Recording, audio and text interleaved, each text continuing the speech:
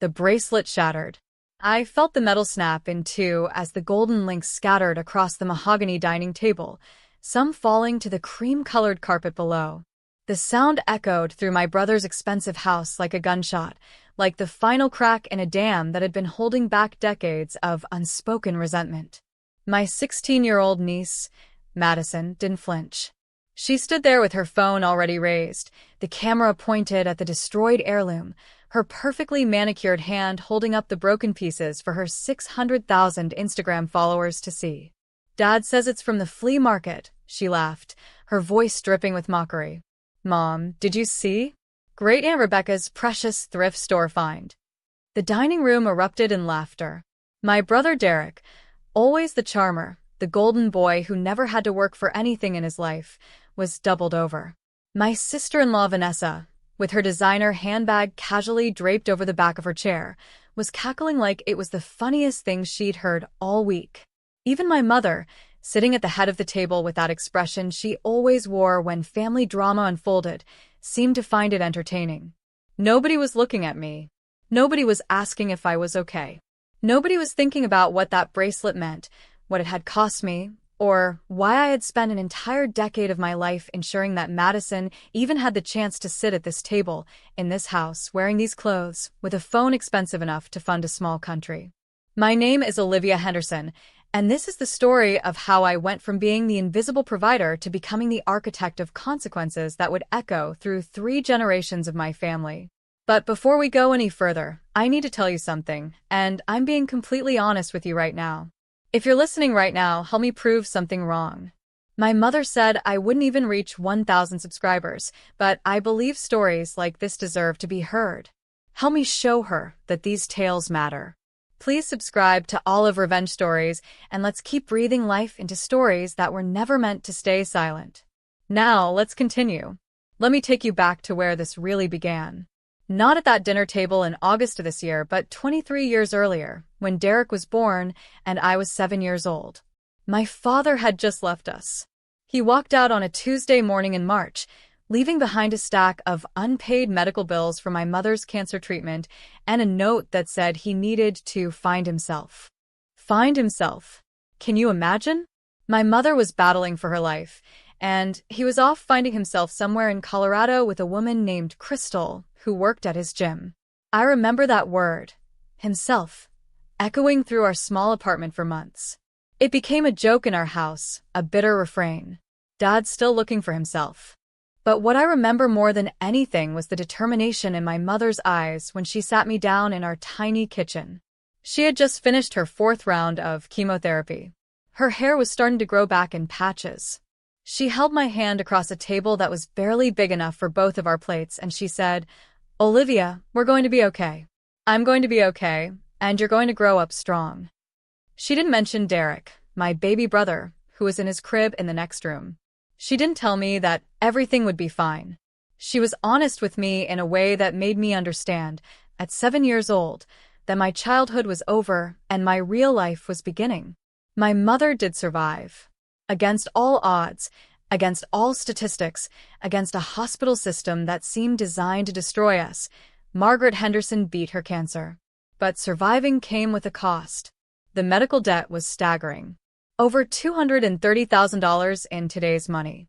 The apartment we were renting was falling apart. The landlord didn't care that a single mother with a sick child and a mortgage-less baby couldn't afford the $500 a month to fix the leaking pipes or the broken heating system. I was 8 years old when I made a decision that would define the next 2 decades of my life. I decided that I would become the reason my mother could rest. I threw myself into school with the intensity of someone possessed. Perfect grades weren't a luxury for me. They were survival. I got a job at 14, working at a local grocery store, stacking shelves and bagging groceries for minimum wage. Every single dollar I made went into a folder I kept hidden under my mattress. I told my mother it was for college. It wasn't. It was for rent. It was for Derek's school supplies. It was for the medicine my mother needed that wasn't covered by the insurance she could barely afford. Derek didn't know any of this. Why would he? He was born into chaos, but by the time he was 5 years old, I had managed to create order from it. My mother got better. She went back to work as a nurse, which was brutal and exhausting and didn't pay nearly enough, but it was something. And I just kept working. Through high school, I was a straight-A student, a cheerleader, president of the debate team, all while working 20 hours a week and managing our household finances. I got a full scholarship to Berkeley. I chose Berkeley specifically because it was in California, close enough that I could come home on weekends to help my mother manage the finances and make sure Derek was on track. He was becoming difficult, even then. Popular, charming, the kind of kid who got what he wanted without asking because my mother, grateful to be alive, grateful that her cancer had gone into remission, was overcompensating. She was saying yes to everything he wanted. While I was managing the household budget, Derek was collecting friends, collecting experiences, collecting the kind of childhood I had never been allowed to have. I should have resented him for that. And maybe I did in small ways. But mostly I pitied him. Because he was growing up thinking the world was fair, thinking that charm and good looks were enough, thinking that other people would always save him. I didn't know how right I was until he turned 18. Derek decided college wasn't for him. He wanted to be a musician, he said. He was going to move to Los Angeles and make it in the industry. My mother, still caught in the grateful haze of being alive, said yes. She gave him money she didn't have. $15,000. I was in my junior year at Berkeley when she called me crying, telling me what she'd done. That money was supposed to be her emergency fund. That money was supposed to be for a new car because the one she was driving had 240,000 miles on it and was literally being held together with duct tape and prayers. I remember standing in my dorm room, looking out at the San Francisco Bay, and feeling something shift inside me. It wasn't anger, not exactly. It was something colder. It was clarity. Derek was never going to grow up. My mother was never going to learn to say no. And I was going to spend the rest of my life being the only one who did what needed to be done. So I made a plan. I went to law school. Not because I wanted to be a lawyer, but because law school was a path to a specific kind of power. Financial power. The kind of power that comes from understanding systems. From knowing how to structure things so that they work in your favor, from understanding loopholes and leverage points, and how to make other people's choices into your solutions. My law school loans were substantial. $216,000 by the time I graduated.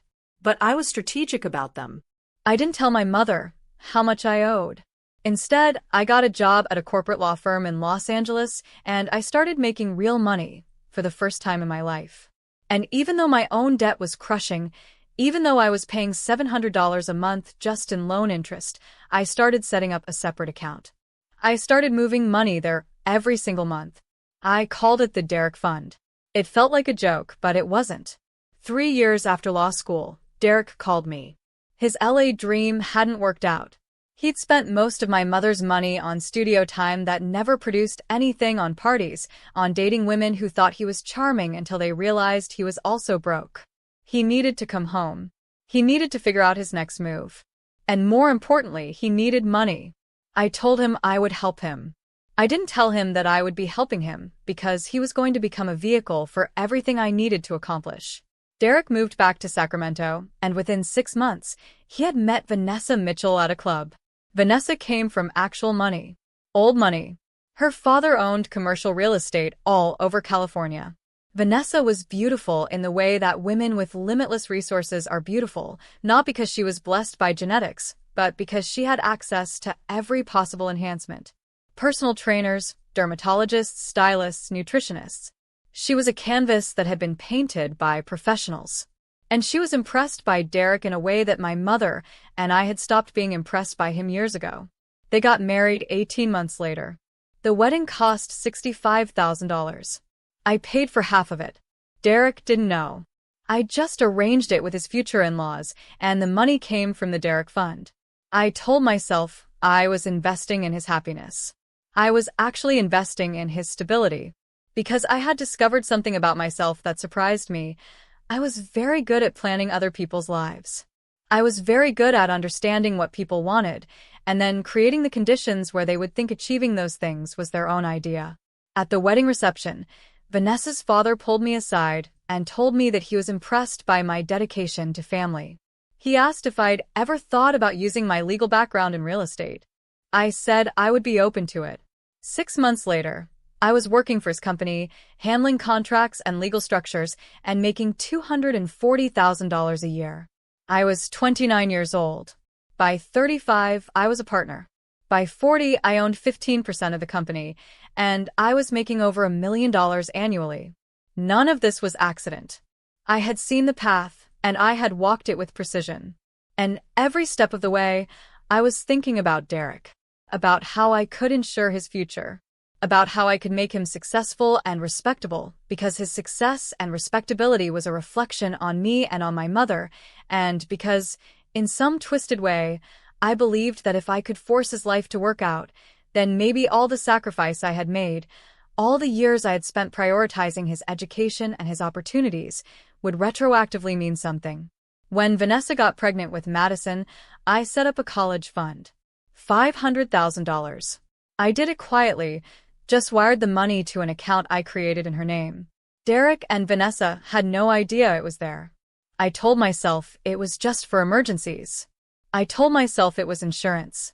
I was insuring their future against Derek's tendency to make terrible decisions. Madison was born on a Tuesday in May. I flew to Sacramento and I held her in the hospital, and I made a promise to her that she would never know hunger, never know fear, never know the kind of childhood that her father hadn't even realized he'd escaped. I was going to protect her from that. I was going to ensure that her life was cushioned, comfortable, safe.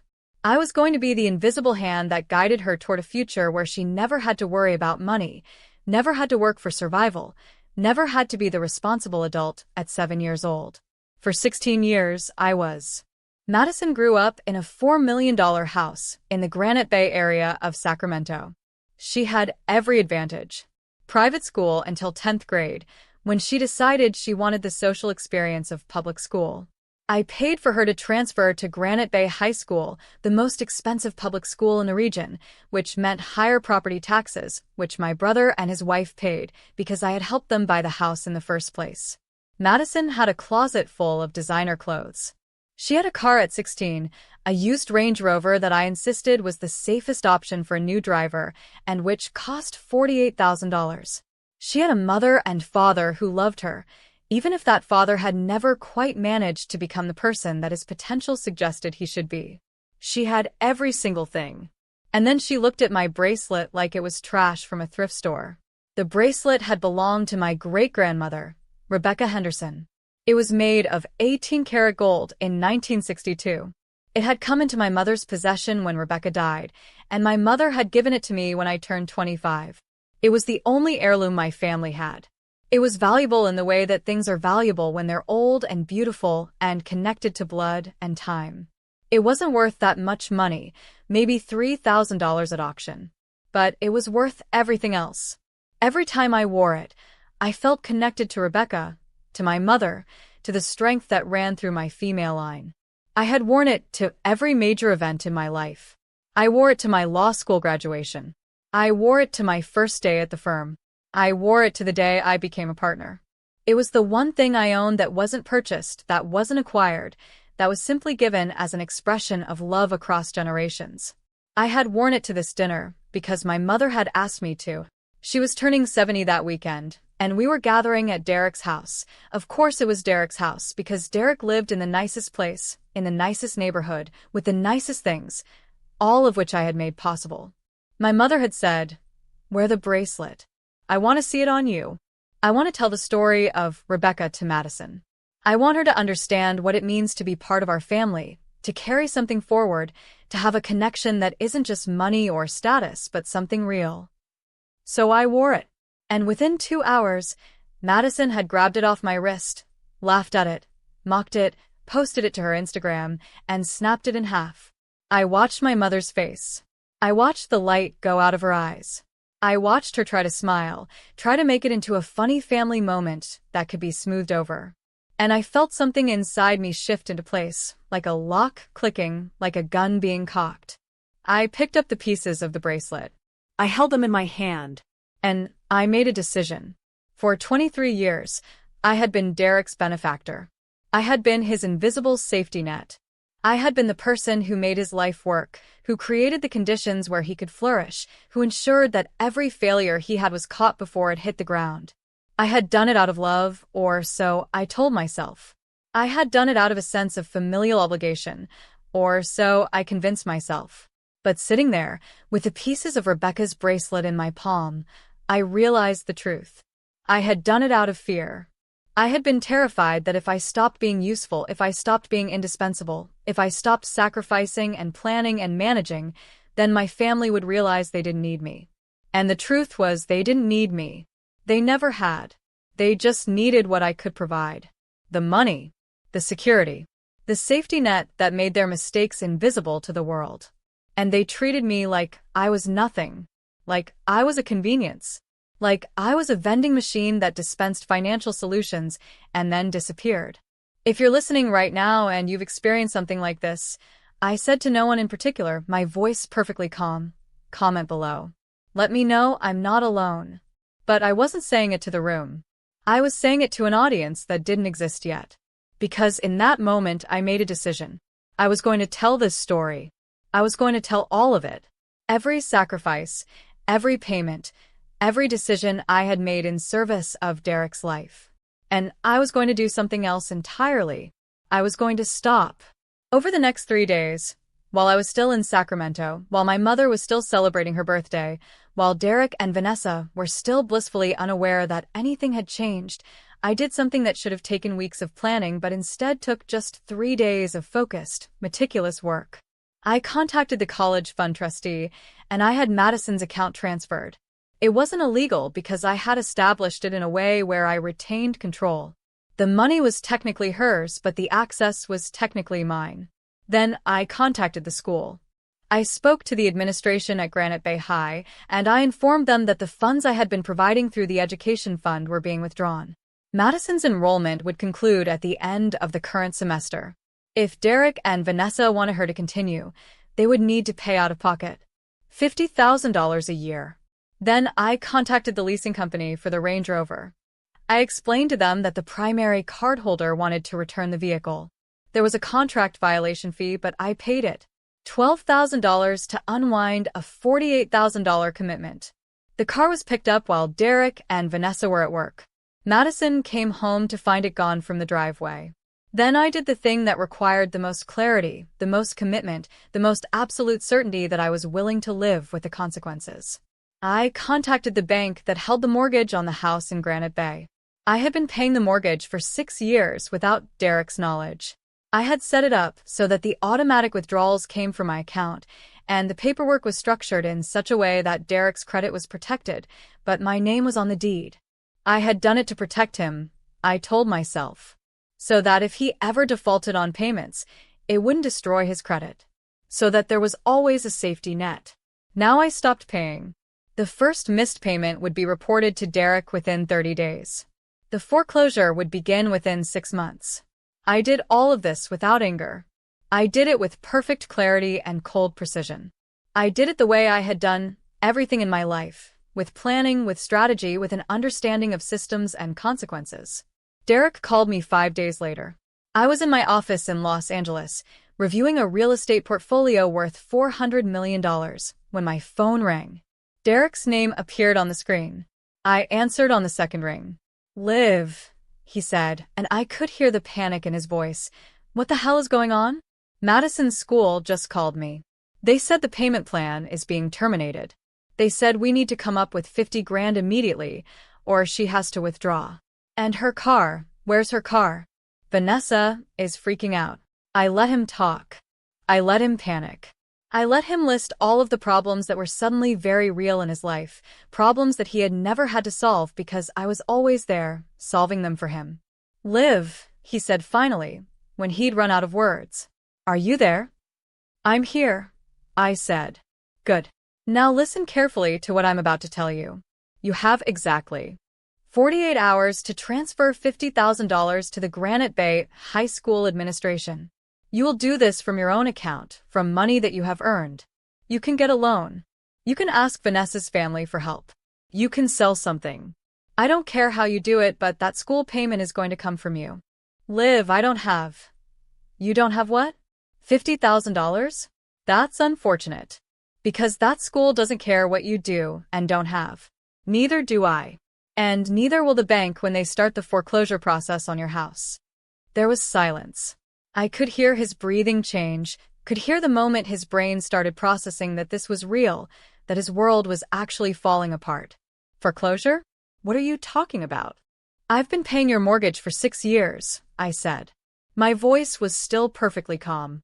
$32,000 a month. $384,000 a year. In 6 years, that's $2.3 million. I stopped paying last week. The first notice will arrive within 30 days. You have 6 months before they take the house. That's not, you can't. I can, I said. And I have. I'm sending you some documents right now. Look at the paperwork on the deed.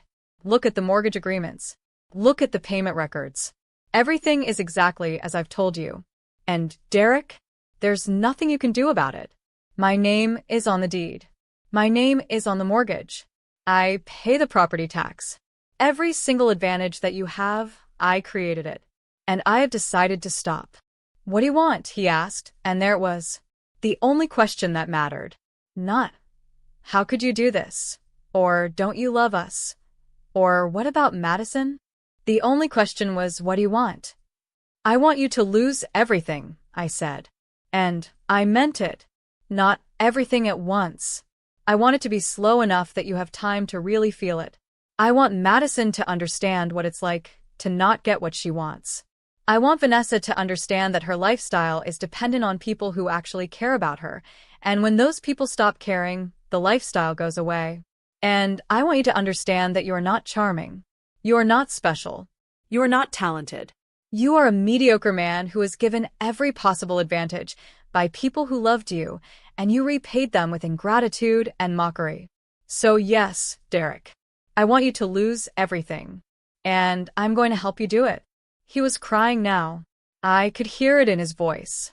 Please don't do this. Please. Madison didn't mean. She's just a kid. She doesn't understand. Liv, I'm sorry. I'm so sorry. Whatever I did, whatever happened, I'm sorry. And here's the thing that I think most people won't understand about this moment. I believed him. I genuinely believed that he was sorry, that he felt remorse, that somewhere inside Derek there was a person who actually cared about the impact his actions had on other people. But I also knew that his apology was worthless. Because an hour from now, when he got off the phone with me, he would start making phone calls. He would call his father-in-law and spin some story about how his evil sister was trying to destroy his family out of jealousy. He would call my mother and cry and tell her that I was being cruel and vindictive. He would hire a lawyer and try to find legal loopholes in the paperwork I had written. He would do every single thing that a person does when they realize they're facing consequences and they're desperate enough to do anything except actually change. His apology was just the first move in a longer game that he thought he could still win. I'm going to hang up now, I said. I'm going to block your number. I'm going to block Vanessa's number. I'm going to block any number you call from. If you need to reach me, you can do it through your lawyer. Get a good one, by the way. You're going to need it. And I hung up. The next 72 hours were chaos. My mother called me, crying, asking me how I could do this to my family. I told her the truth. I told her about every payment I had made, every dollar I had spent making sure that Derek's life was comfortable and secure. I told her about the bracelet. I told her about the choices I had made and why I had made them. And she did something that I had never expected. She said she understood. Not that she approved, not that she agreed with my methods, but that she understood why I was done. We sat on the phone for 3 hours, and I told her about the Derek Fund. I told her about the college fund for Madison. I told her about every secret transfer and hidden account and strategic investment that I had made in service of keeping my brother's life from collapsing. And my mother, who had worked double shifts as a nurse to keep us alive when I was a child, who had instilled in me the value of family and sacrifice and showing up for the people you love, said something I will never forget. I didn't survive cancer so that your brother could destroy you, she said. I didn't beat the odds so that my daughter would spend her entire life being invisible. If you need to do this, Olivia, if you need to let him fall, then let him fall. I won't forgive him, but I'll forgive you. That was when I decided to start this channel. That was when I decided to start all of revenge stories. Because my mother was right. Stories like this deserve to be heard. Stories about the invisible work that women do in families. Stories about the ways that love can be weaponized and turned into obligation. Stories about the moment when you finally realize that you have the power to stop sacrificing and nobody can stop you. Vanessa called next. She was not crying. She was not apologetic. She was furious. She told me that I was a monster, that I was destroying her daughter's future, that Derek had done nothing but love and appreciate me, and that I was clearly insane with jealousy. I asked her a simple question. How much money did you contribute to Madison's education? Silence. How much of your own income went toward the mortgage on your house? More silence. How much did you invest in your husband's development as a person, and how much of that was your own resources versus resources that I provided? You're being cruel, she said finally. No, I said. I'm being honest. You married a man with a trust fund. Or rather, you married a man who I was providing a trust fund for, without your knowledge. You had a child in a house that I was paying for. You took vacations to places that I paid for. You wore clothes and jewelry that were possible because of my money. And the one single time, I asked your family to show a basic level of respect for something that was precious to me, your daughter mocked it and broke it. So now you're all going to experience the world as it actually is, without me. And yes, I think you'll find it's very cruel indeed. She hung up. Madison texted me. Just a single message. I'm sorry about the bracelet. I was being stupid. I didn't respond. An apology that comes only after consequences are applied is not an apology. It's a negotiation tactic. It's the sound of someone realizing they've made a mistake, not because they care about the person they hurt, but because they've finally experienced the impact. Over the next month, things unfolded exactly as I had anticipated. Derek secured a short-term loan against the property to cover Madison's school fees, but the terms were brutal. 18% interest. He would be paying 18% interest because no legitimate lender would touch his loan without collateral, and his collateral was a house that I owned, and that was about to be in foreclosure. Vanessa's father, who I had expected to swoop in and save the day, was actually furious with Derek. It turned out that Vanessa's family had been watching me work, had been impressed by my business acumen, and had explicitly told Derek that if he was going to continue receiving family support, he needed to be responsible. So instead of bailing Derek out, he essentially said, "This is what consequences look like. Learn from it." The real estate company I worked for sent out a property alert. A $4 million house in Granite Bay was about to enter foreclosure. 3 agents immediately requested to be the listing agent. They knew the place would sell quickly, that it was likely to be snatched up at a discount by an investor, and that there was real money to be made in a for sale. Derek found out that his credit was destroyed. Not from me, but from the lending company when his loan application for a smaller house came back denied. He tried to call me. I blocked the number. He tried to email. The emails went to spam. He showed up at my office. I had security escort him out. My mother came to Los Angeles to see me in person. She brought the broken bracelet. She had taken it to a jeweler and had it repaired. It cost $4,000, which she had no business spending, but she did it anyway. We sat in my apartment in the Wilshire corridor, and she held my hand, and she said, "I'm proud of you." Not for what I had done to Derek, but for what I had finally stopped doing for him. For the moment when I had decided that my life was more important than his comfort. For the moment when I had chosen myself. That was when I knew I had to share these stories with the world, because my mother's pride meant more to me than Derek's suffering. And I wanted other people to understand that. I wanted other people to understand that taking care of yourself is not the same as being selfish. That saying no to people who take you for granted is not cruelty. That walking away from a situation where you're not valued is not betrayal. It's survival. The foreclosure on Derek's house happened 6 months later. He and Vanessa and Madison had to downsize to a rental house in a less prestigious neighborhood. Not a bad place, mind you. A normal place. The kind of place that normal people live in. Madison had to go back to public school, a school that didn't cost $50,000 a year, a school that was actually good, but didn't have the prestige that came with private tuition. Derek had to find work. Real work. The kind of work where you show up and do things and people give you money in exchange. He got a job in commercial real estate, ironically enough, working for a company that competed with mine. His starting salary was $60,000 a year, which is respectable, but is not the kind of money that supports a $4 million lifestyle.